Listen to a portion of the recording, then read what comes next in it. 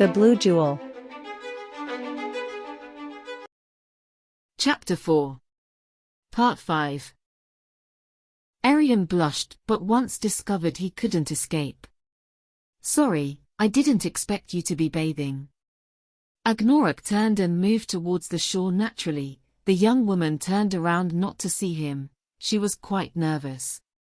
"You can catch a cold." Arian managed to say that she was trying to appear calm.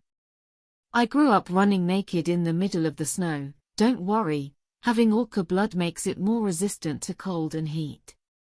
Arian was surprised. Agnuruk had orca blood. The truth is that he did not notice many orc features, although now that he thought about it the cheekbones were a little pronounced and his eyes a little slanted.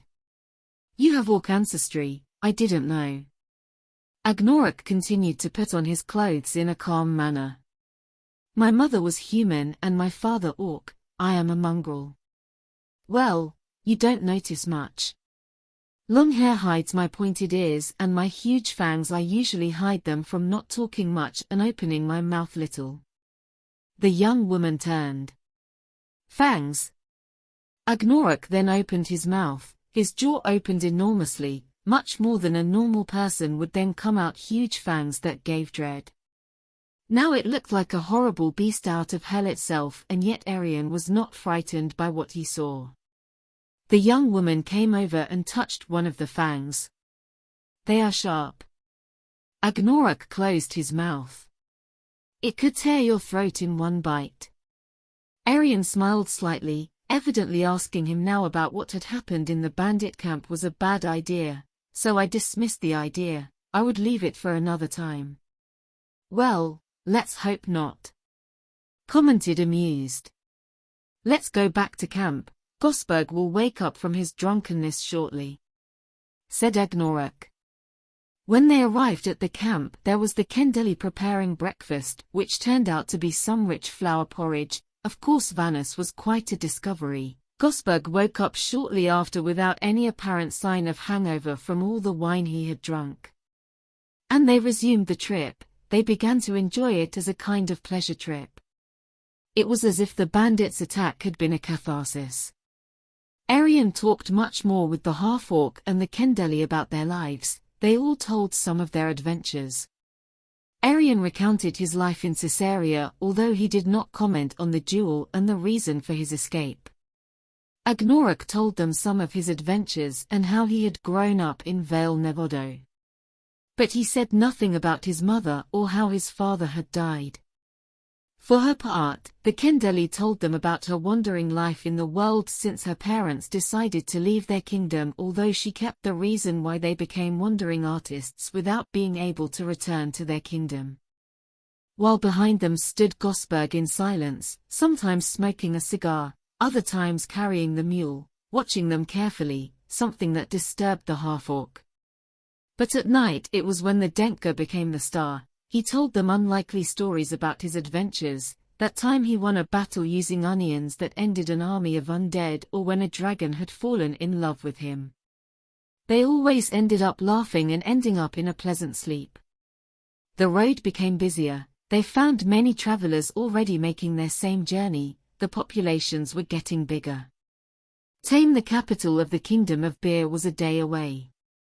They decided to spend the night next to a river, as always after an evening of laughter and bizarre stories, all sleeping peacefully.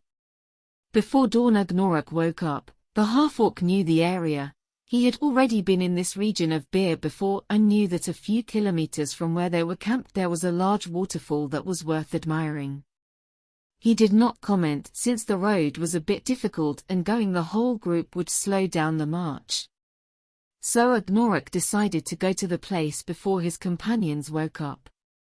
What the half-orc did not count is that Arian was awake since dawn. The young woman could not sleep, worried about how she could cure the king. "Where are you going, Agnuruk?" "Fall asleep. I'm going to see something that is not far away. In less than an hour I'm back." "What are you going to see?"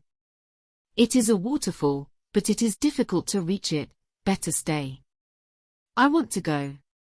Faced with the prospect that Arian was not going to give his arm to twist, The half-orc reluctantly agreed. They went out, and as the half-orc himself had announced, it was a difficult path.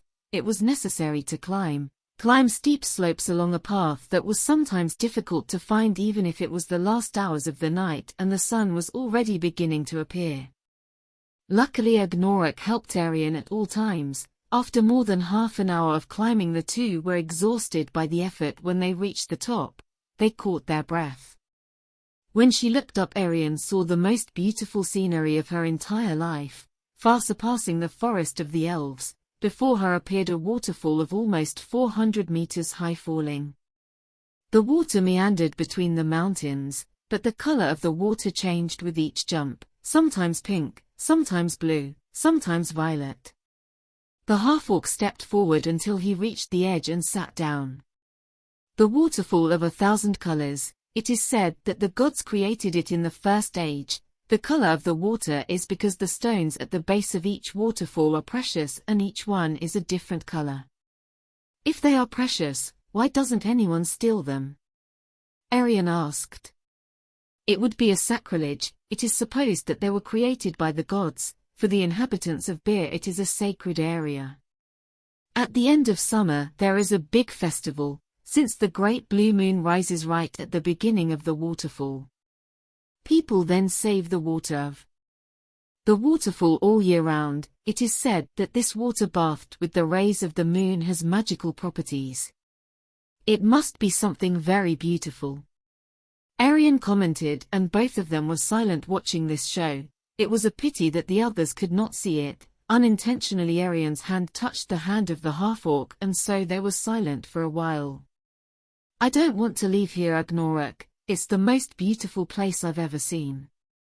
If there is a paradise, it must be something similar to these waterfalls. The half-orc let go of Arian's hand and stood up with determination. I know, but the road must continue. The young woman continued to sit without any desire to return.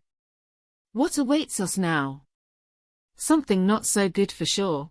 Life is not fair, you know. Good people hurt other good people. And the bad people? Those are children of so-and-so from hell. Arian smiled. The half-orc offered his hand to Arian, who accepted and sat up. The half-orc stared at the flowing water of the waterfalls. There will be very hard situations in this trip, Arian, but surely you will get ahead. Arian came to Agnuruk and hugged him. The two took one last look at the 1,000-color falls. Then they carefully lowered until they reached the camp. When they arrived, they found Vanus making breakfast, and soon after the Denkka joined them.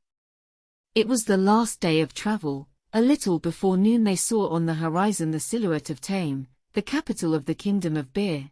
Their trip was already over. Years would pass and Arian would live good and bad moments, but he would never experience such pure and simple happiness as that last week of travel through the kingdom of Bir accompanied by that peculiar trio.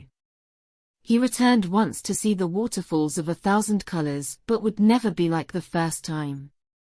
At that time Arian did not give importance to that week since he was very young, but over time, that memory was sometimes crowded before sleeping or when he watched the sunset, and whenever he remembered he never stopped smiling.